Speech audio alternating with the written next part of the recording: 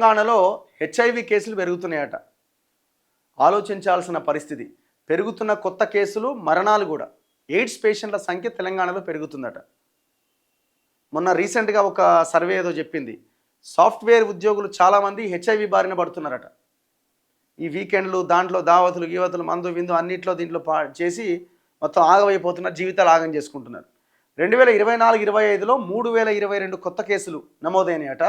3035 మంది చనిపోయారట 2024-25 ఎయిడ్స్తో. ఆ ఏడాది రాష్ట్రంలో మొత్తం రోగులు దాదాపు 125,000 మంది ఉన్నారట అప్పటికే. అత్యధిక కేసులతో రెండో స్థానంలో ఏపీ ఉన్నది, 6వ స్థానంలో తెలంగాణ ఉన్నది. ఇక మనకంటే ఆంధ్రప్రదేశ్ ఇంకా ముందున్నది, 2వ స్థానంలో ఉందట. 6th ప్లేస్లో ఉంది తెలంగాణ.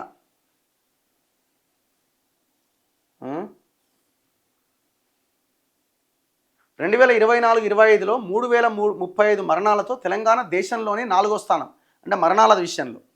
అదే ఏడాది 125,000 మంది హెచ్ఐవి రోగులతో దేశవ్యాప్తంగా 6వ స్థానం.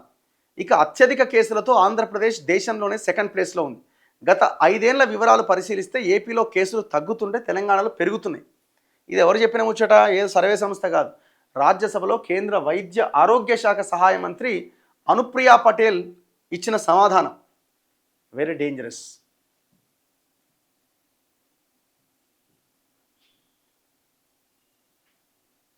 ఇగో లెక్క. 2024లో హెచ్ఐవి పేషెంట్ల సంఖ్య మహారాష్ట్రలో 3,68,000 మంది పేషెంట్లు ఉన్నారట, ఎయిడ్స్ రోగులు. ఆంధ్రప్రదేశ్లో 2,76,000 మంది ఉన్నారు. కర్ణాటకలో 2,32,000 మంది ఉన్నారు.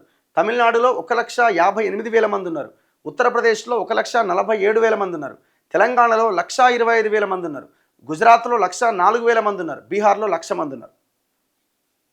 ఇక 2024లో సంభవించిన మరణాలు, ఎయిడ్స్ మరణాలు. మహారాష్ట్రలో 6,858 మంది చచ్చిపోయారు.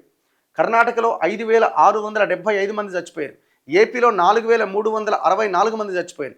తెలంగాణలో 3,035 మంది చచ్చిపోయారు. ఓవరాల్గా దేశవ్యాప్తంగా కూడా ఈ కేసుల సంఖ్య పెరుగుతున్నది. తెలంగాణలో అయితే ఇంకా పెరుగుతున్నది. సో ఇది చాలా డేంజర్ బెల్స్ మోగిస్తున్నది. సో ప్రభుత్వాలు వీటి మీద అవగాహన కల్పించాలి. పులిరాజాకు ఎయిడ్స్ వస్తుందా అని ఒకనాడు వచ్చిన దానివల్ల కొంత దీని అవగాహన మరింత పెరిగింది. సో అట్లాంటి యాడ్స్ ప్రభుత్వాలు అవగాహన కల్పించే కార్యక్రమాలు చేస్తూ వెళ్ళాలి.